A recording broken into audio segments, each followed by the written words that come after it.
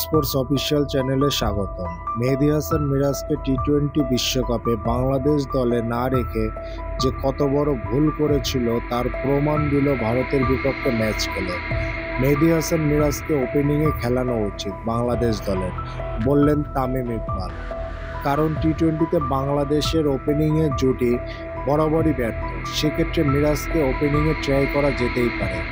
বাংলাদেশের ব্যাটসম্যানরা বলার মতো তেমন কোনো রানই করতে পারে নাই, একমাত্র মিরাজই শেষ পর্যন্ত লড়াই করে গেছেন ভারতের বিপক্ষে।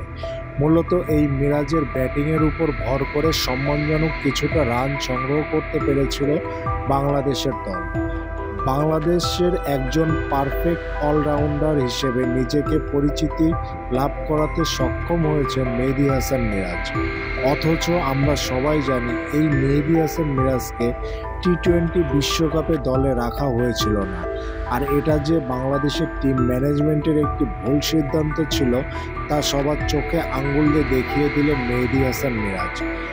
মিরাজ ওপেনিংয়ে ব্যাট করতে অভ্যস্ত। পরবর্তী ম্যাচে কি তাহলে মিরাজকে আমরা ওপেনিংয়ে দেখতে পাচ্ছি?